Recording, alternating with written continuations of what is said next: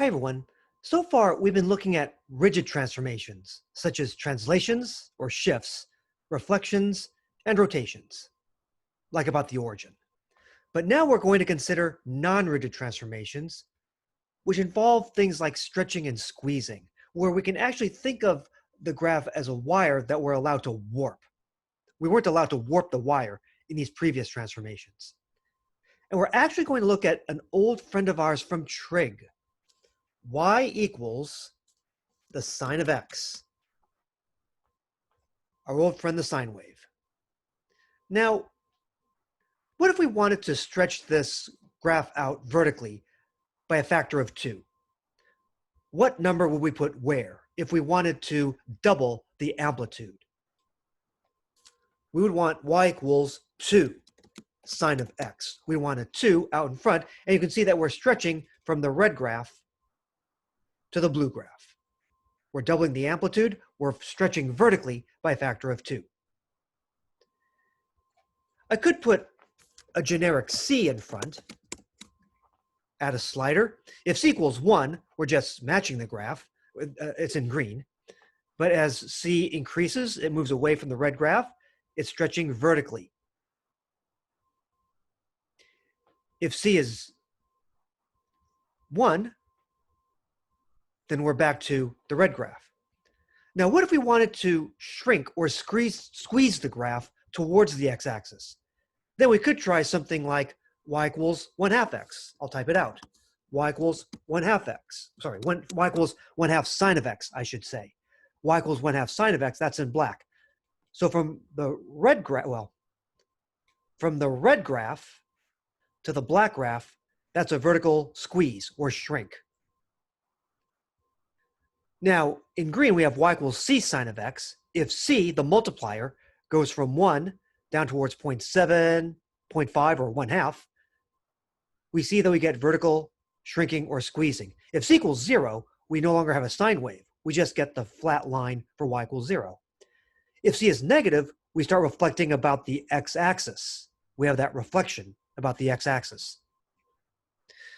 So in summary, the graph of y equals c times f of x is vertically stretched if c is greater than 1, like if c is 2, 3, pi, or 4. It's vertically squeezed or shrunk if c is strictly between 0 and 1, like if c is 1/2 or 0.7.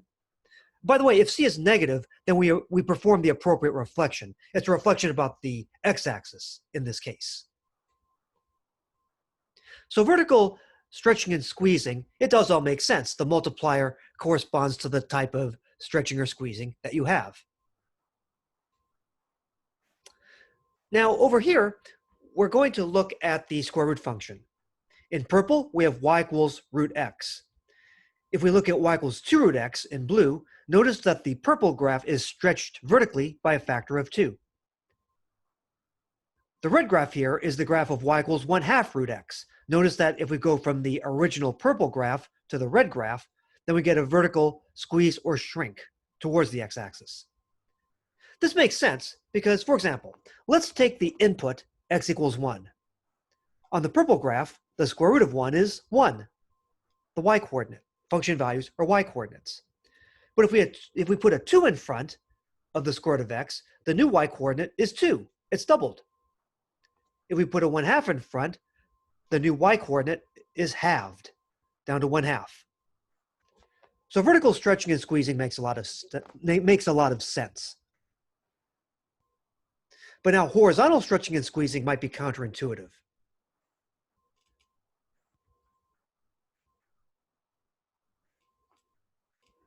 Again, in red, y equals sine of x. How do we do a horizontal squeeze towards the y-axis? How do we double? Actually, how do we cut the period in half? How do we cut the period in half? How do we squeeze towards the y-axis? Y equals sine of 2x. Put that in blue.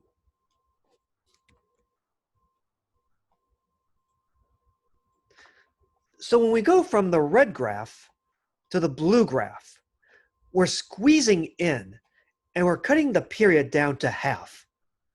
I hesitated there because, see, the number there is counterintuitive. Even though the period is half of what it was before, the period, by the way, is the horizontal width of a cycle, we actually put a 2 here, a number greater than 1. So if we have y equals sine of cx in general, that's now in blue. If c equals 1, we match with the red graph. If c increases, then we're squeezing the graph like a spring towards the y-axis. If c equals 1, we're back to the original red graph. They coincide. And then if c goes down to 0.8, 0.7, 1/2, it's actually getting stretched out. If c equals 0, it turns out we get y equals 0, a flat line. If c is negative, then we get a reflection about the y-axis. Remember, f of opposite x leads to a reflection about the y-axis. So you can play with these sliders in Desmos.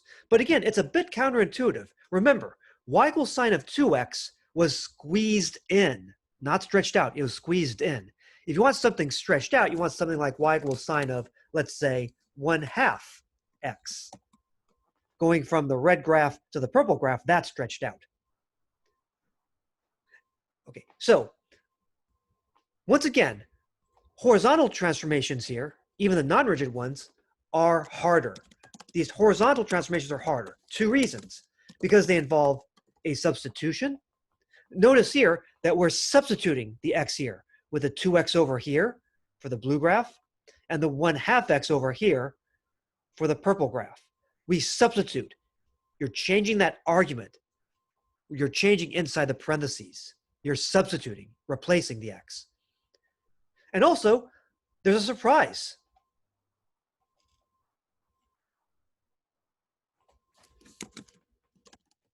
But the surprise comes in the size of the number involved. So for example, going from y equals sine of x, you go to y equals sine of 2x. If you want to squeeze, it's not 1/2 x, it's 2x in there. Likewise, it's y equals sine of 1/2 x, not 2x, if you want to stretch. So this time, it's the size of the number that's counterintuitive. For a squeeze, you want a bigger positive number. So the graph of y equals f of cx, where the multipliers on the inside, basically it involves a substitution. You get a horizontal squeeze if c is greater than 1, and a horizontal stretch if c is like 1/2, if c is strictly between 0 and 1. Again, that's counterintuitive. And again, it involves a substitution, which people have trouble with. So the horizontal transformations are still harder.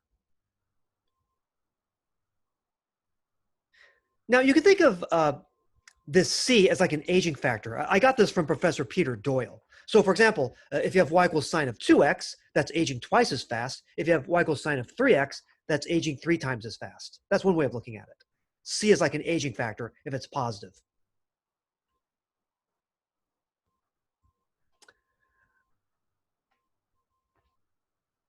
All right.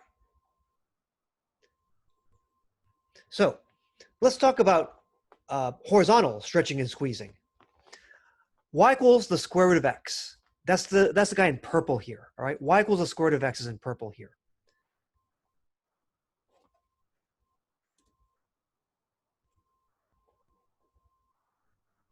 Now, if we want to squeeze, we might want something like y equals f of 4x or y equals root 4x. This here indicates a substitution. We're substituting x with 4x. It's inside that radical. You're substituting the radicand. And that leads to a horizontal squeeze towards the y-axis. Likewise, if you go from the purple graph to the red graph here, the red graph is the graph of y equals the square root of the radicand 1/4 x. Again, it's a substitution. This time it's a vertical stretch.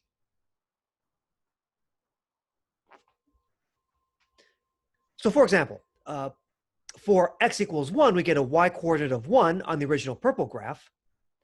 Now on the red graph out here, this is why horizontal transformations are harder, because they involve an idea of compensation.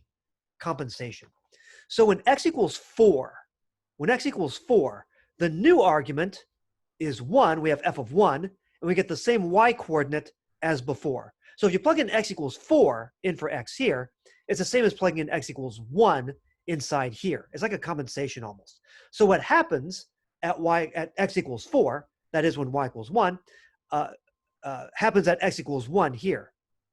Again, that's when y equals 1.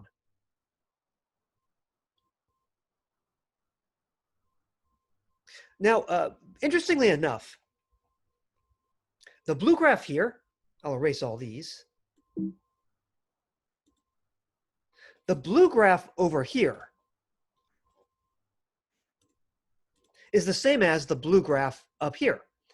And the red graph over here is the same as the red graph up there. And of course, the purple graphs are the same for y equals root x. Now, this is not true for all functions, but it's true for the basic square root function. It's true that every vertical stretch or shrink leads to a horizontal squeeze or stretch. So why is that? Y equals root 4x. How can I rewrite that? Well, I can rewrite root 4x as root 4 times root x. That's 2 root x, which is the same as this over here. The blue graph here is the same as the blue graph over here. Likewise, over here, for the red graph, root 1/4 x is the same as 1/2 root x. I can apply the square root factor by factor, which is the same as this guy over here. So it was very convenient here that for the basic square root graph, it's true that a vertical stretch leads to a horizontal squeeze, and a vertical shrink or squeeze leads to a horizontal stretch. But again, this is not true for all functions. It is true for the basic square root function. Again, play with Desmos. Experiment. All right. Next up, sequences of transformations. What if we apply more than one of these?